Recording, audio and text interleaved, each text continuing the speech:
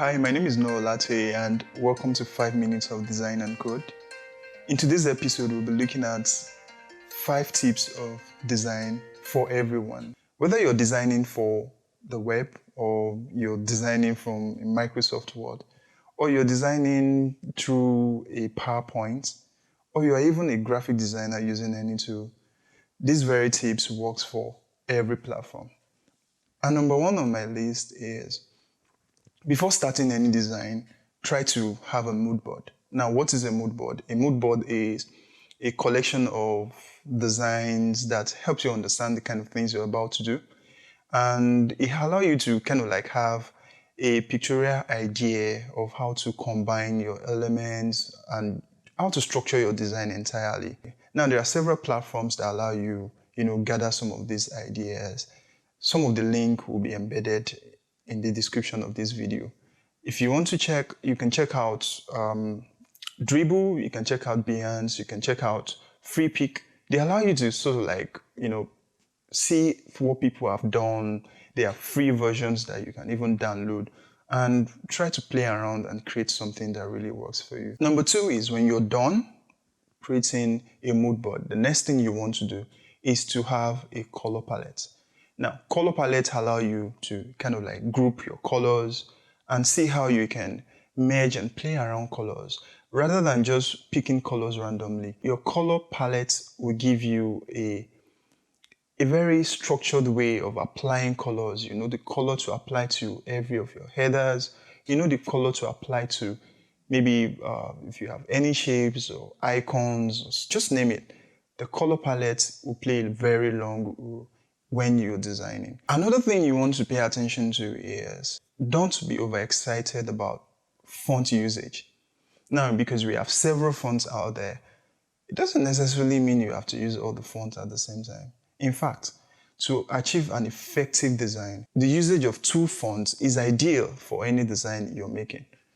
Maybe you want to use one font for your header, then another font for the body. Just make sure you keep it simple and don't kill the design with several fonts while you're making it. The next is you want to make sure you use white space. White space is also known as negative space. Don't be scared of using white space. You can use white space to kind of like give rooms and give, breathing space to your designs so that it doesn't really look clumsy and people don't get choked while trying to read your design or experience your design. The last on my list is you need to kind of pay good attention to how you align your content.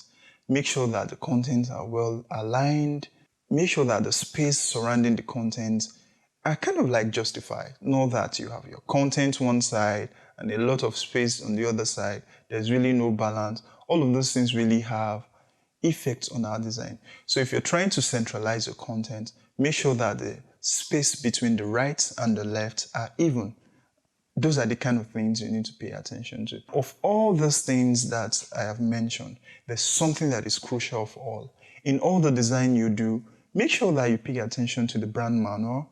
For every brand have their identity. Every brand have a brand guideline that will kind of like give you a broader overview or guideline towards the application of some of these fonts, the application of some of these colors. You can't just pick a brand and use any color as you wish, but sometimes you can as well mix as many colors based on their provided color guide. With those things, you see yourself designing strictly for the organization as to designing just randomly. When you look at all of these things and you combine those 5 things together, I'll run through them again. Number 1 is you need to have a mood board. Number 2, you have a color palette.